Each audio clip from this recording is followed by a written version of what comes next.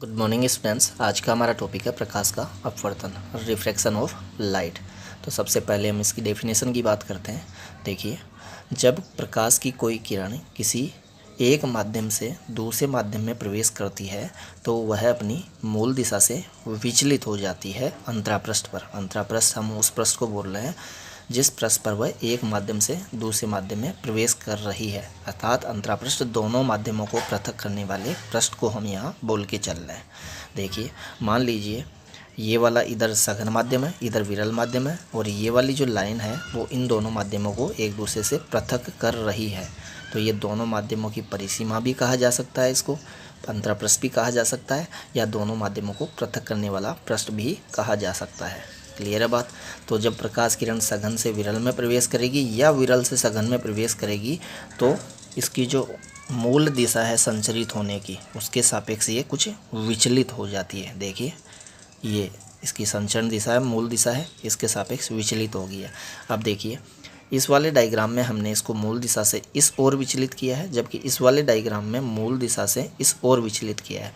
तो मूल दिशा से इस ओर विचलित होगी या इस ओर विचलित होगी, अर्थात अभिलंब से दूर की ओर विचलित होगी या अभिलंब की ओर विचलित होगी, अभिलंब की ओर मुड़ेगी। ये डिपेंड करेगा कि वह किस माध्यम से किस माध्यम में जा रही है। अगर प्रकाश किरण सघन माध्यम से विरल माध्यम में जा रही है, अर्थात कम चाल वाले माध्यम से अधिक चाल वाले माध्यम में जा रही है, तो वह अंतरापृष्ठ पर अपनी मूल दिशा से अभिलंब से दूर की ओर विचलित हो जाएगी।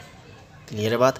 मूल दिशा के सापेक्ष अभिलंब से दूर की ओर विचलित हो जाएगी। लेकिन अगर वह विरल से सघन माध्यम में प्रवेश कर रही है, अर्थात अधिक चाल वाले माध्यम से कम चाल वाले माध्यम में प्रवेश कर रही है, तो वह अंतरापृष्ठ पर अपनी मूल दिशा के सापेक्ष अभिलंब की ओर मुड़ जाएगी।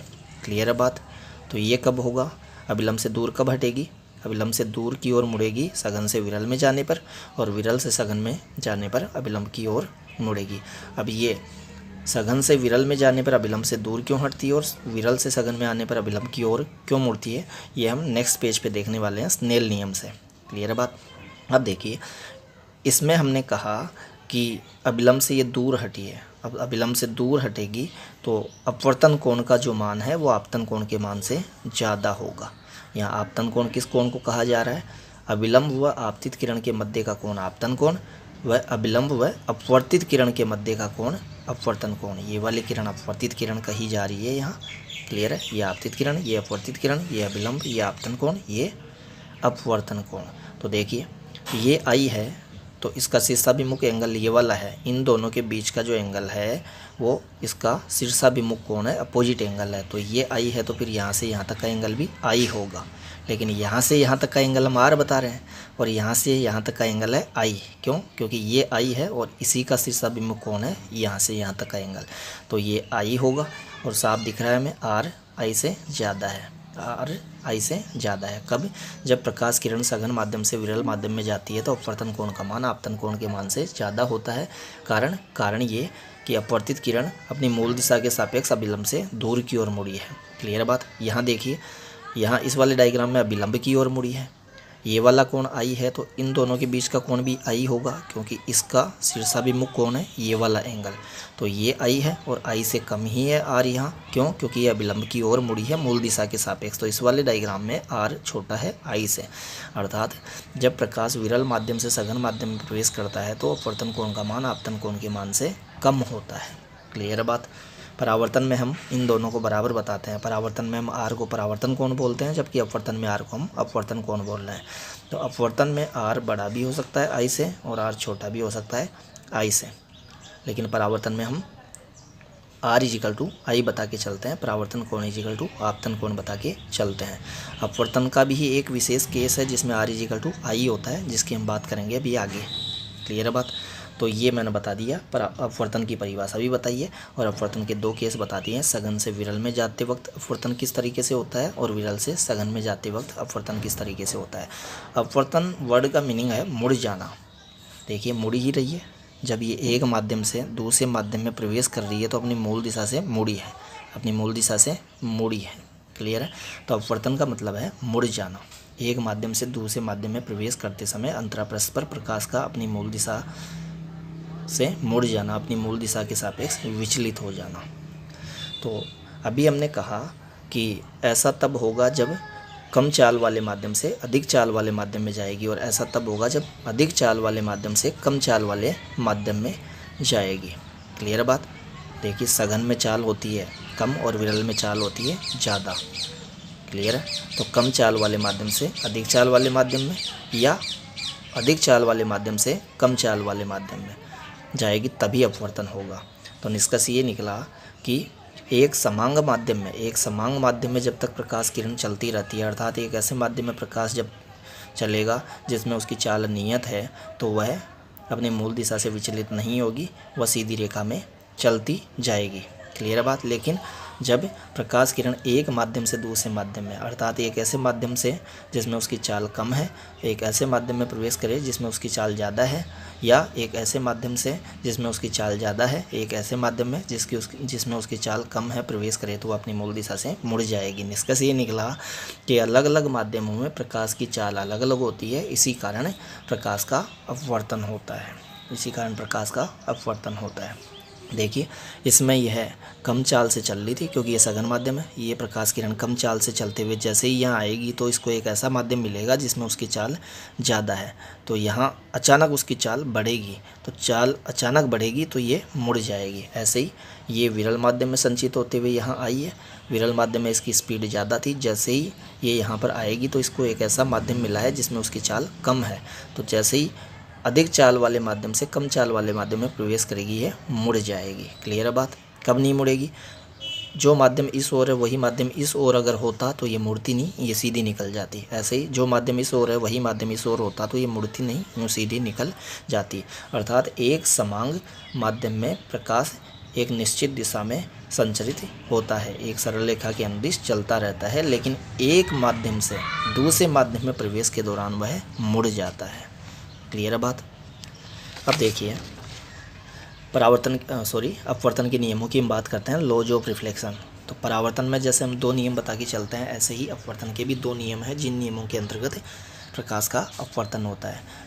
पहला नियम है आपतित किरण, अपवर्तित किरण व अभिलंब तीनों एक ही तल में होते हैं। अभी हमने आपतित किरण, अपवर्तित किरण व अभिलंब डायग्राम में प्रदर्शित किए थे, वो तीनों जो है वो एक ही तल में होते हैं, एक ही तल में होने चाहिए।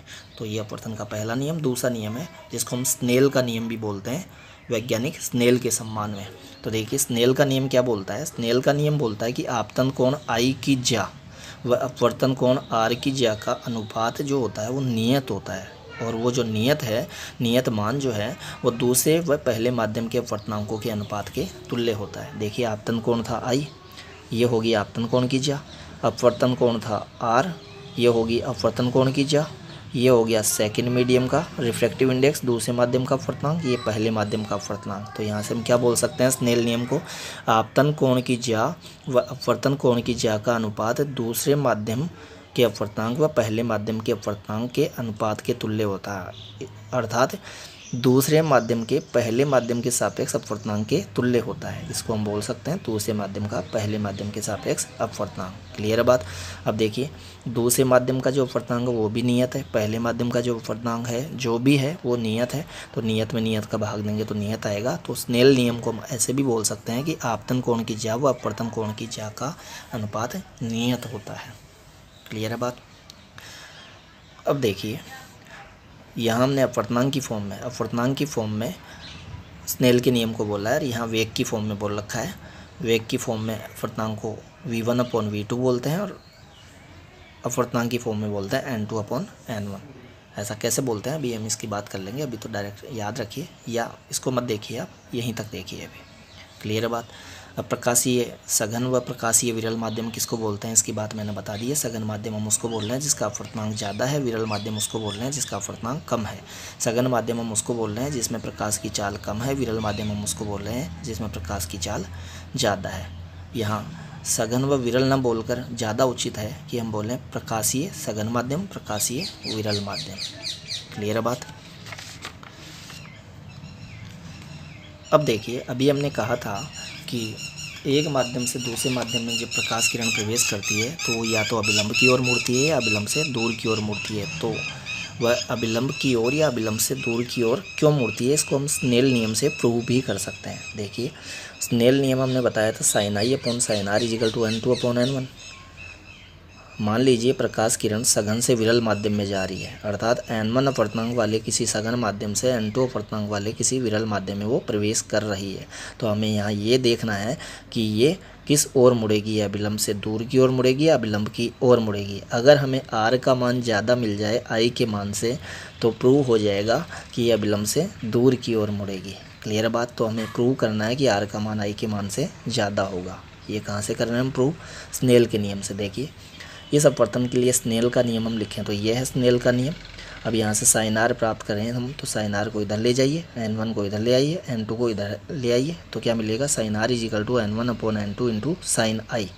अब देखिए N1 पहले माध्यम का अपवर्तनांक है जो भी है नियत है, N2 दूसरे माध्यम का अपवर्तनांक है जो भी है नियत है, नियत अपॉन नियत है, नियत आएगा फिर से नया नियत मान मिलेगा, तो ये नियत है। तो साइन आर डायरेक्टली प्रोपोर्शनल किसके हो गया, साइन आई के।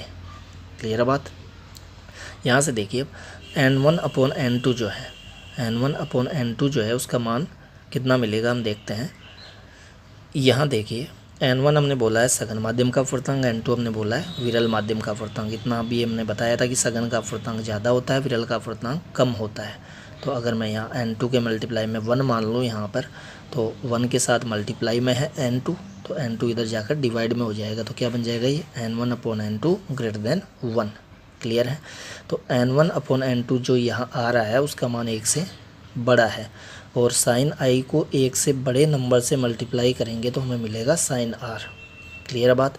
तो 1 से बड़े नंबर से मल्टीप्लाई करने पर मिला है साइन आर, इसलिए साइन आर बड़ा होगा किससे, साइन आई से, साइन आई से। यहाँ से हमें मिलेगा r greater than i, r greater than होगा आई से, आर बड़ा होगा आई से। तो आर बड़ा है आई से।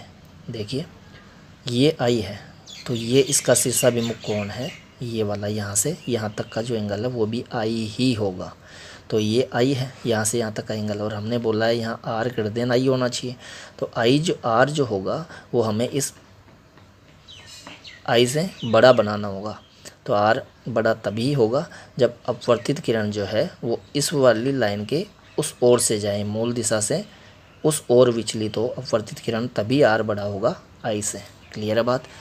तो इसीलिए हम बोलते हैं कि जब प्रकाश सघन से विरल माध्यम में जाता है तो अपनी मूल दिशा के सापेक्ष अभिलंब से दूर की ओर विचलित हो जाता है, क्योंकि वह दूर की ओर विचलित होगा तभी आर का मान आई से बड़ा हो पाएगा। क्लियर है बात। अब देखिए जब प्रकाश विरल से सघन में जाता है तब की हम बात करते हैं। स्नेल का नियम फिर से हमने वही लिखा, यहाँ से हमने साइन आर प्राप्त करा यही। अब देखिए लेकिन इसमें यहाँ N1 जो है वो विरल माध्यम का अपवर्तनांक है, जबकि यहाँ N1 सघन का था, यहाँ N2 सघन का है, यहाँ N2 विरल का था। तो देखिए विरल का अपवर्तनांक N1 कम होता है सघन के अपवर्तनांक N2 से, N1 कम है N2 से। क्लियर बात। N2 के साथ मल्टीप्लाई में 1 मानिए, तो 1 के साथ मल्टीप्लाई में है N2, इसलिए इधर आकर वो डिवाइड में हो जाएगा, तो N1 upon N2 less than 1। यहाँ देखिए N1 upon N2 greater than 1 मिला था, यहाँ N1 upon N2 less than 1 है। कब, जब विरल से सघन में प्रकाश प्रवेश कर रहा है तब। तो N1 अपॉन N2 का वैल्यू लेस देन 1 है, इट मीन्स साइन आई को हम एक ऐसे नंबर से मल्टीप्लाई कर रहे हैं जिसका मान 1 से छोटा है। तो 1 से छोटे नंबर से मल्टीप्लाई कर रहे हैं साइन आई को, उससे मिला है हमें साइन आर, इसलिए साइन आर का मान छोटा होगा साइन आई के मान से। क्लियर है बात। Sine r less than sine i, तो यहाँ से हमें मिलेगा r less than i. Clear है बात। यहाँ मिला था आर ग्रेटर देन आई, यहाँ मिला है आर लेस देन आई। अब देखिए आपतित किरण ये है, इसकी मूल दिशा ये है, तो ये वाला एंगल आई है, तो यहाँ से यहाँ तक का जो एंगल है वो भी आई ही होगा, शीर्षाभिमुख कोण है इसलिए। क्लियर है बात। अब ये आई है, जबकि हमें आई से छोटा बनाना है आर को, तो आई से छोटा आर बनाने के लिए हमें अपवर्तित किरण को मूल दिशा के सापेक्ष अभिलंब की ओर खींचते हुए बनाना होगा। क्लियर है बात। इस वाली लाइन के अर्थात मूल दिशा के इस ओर हम अपवर्तित किरण खींचेंगे तभी आर का मान छोटा होगा आई से। क्लियर है। तो निष्कर्ष ये निकला कि विरल से सघन माध्यम में जब प्रकाश किरण जाएगी तो वह अपनी मूल दिशा के सापेक्ष अभिलंब की ओर मुड़ेगी, जबकि सघन से विरल में जाएगी तो अपनी मूल दिशा के सापेक्ष अभिलंब से दूर हटेगी। क्लियर है। तो ये प्रूव हो गया स्नेल नियम से कि सघन से विरल में जाती है तो अभिलंब से दूर क्यों हटती है और विरल से सघन में आती है तो अभिलंब की ओर क्यों मुड़ती है। हमने स्नेल नियम से इसको प्रूव करके भी दिखा दिया। अब देखिए यहाँ हमने वो केस लिया है अपवर्तन का, ये वो केस है जिसके अंदर आपतित प्रकाश किरण अपनी मूल दिशा से विचलित नहीं होती एक माध्यम से दूसरे माध्यम में प्रवेश करते वक्त। देखिए ये आपतित प्रकाश किरण है, ये आपतन बिंदु होगा इसके लिए, और ये आपतन बिंदु पर हमने अभिलंब खींच रखा है। तो अभिलंबवत ही आकर आपतित हुई है ये आपतित प्रकाश किरण इस अंतरापृष्ठ पर। तो अभिलंबत आपतित हुई है अर्थात अभिलंब के ऊपर से ही आई है। और हम आपतन कोण बताते हैं आपतित किरण व अभिलंब के बीच का कोण, तो आपतित किरण भी यही, अभिलंब भी यही, तो दोनों के बीच का कोण आपतन कोण कितना हो गया 0 डिग्री। कितना हो गया 0 डिग्री। अब हम इसके लिए अपवर्तन कोण का मान प्राप्त करते हैं स्नेल नियम से। तो देखिए स्नेल नियम हम बताते हैं sine i upon sine r equal to N2 upon N1। यहाँ से साइन आर प्राप्त करें तो साइन आर इजिकल टू मिलेगा N1 अपॉन N2 साइन आई। अभी पहले भी हमने साइन आर प्राप्त किया था, वही है साइन आर यहाँ। क्लियर है। अब देखिए अभिलंबत आपतित प्रकाश किरण के लिए आई का मान 0 डिग्री है, तो आई का मान यहाँ 0 डिग्री पुट करेंगे तो साइन 0 डिग्री कितना होगा वो 0 होगा। तो N1 अपॉन N2 और साइन आई के प्लेस पे 0 पुट कर दिया, साइन 0 डिग्री 0 होता है। ये हमने यहाँ दिखा भी रखा है। देखिए sine r equal to N1 upon N2 sine 0 degree, sine 0 degree के प्लेस पे 0 पुट कर दिया, 0 से ये मल्टीप्लाई होकर 0 हो गया। It means sine r equal to क्या मिला मुझे 0 मिला। तो साइन आर इजिकल टू 0 है, तो साइन 0 डिग्री 0 होता है, तो मैं आर को क्या बोल सकता हूँ 0 डिग्री। क्लियर है बात। तो आपतन कोण आई इजिकल टू 0 के लिए अपवर्तन कोण आर भी कितना मिला स्नेल नियम से 0 डिग्री ही मिला।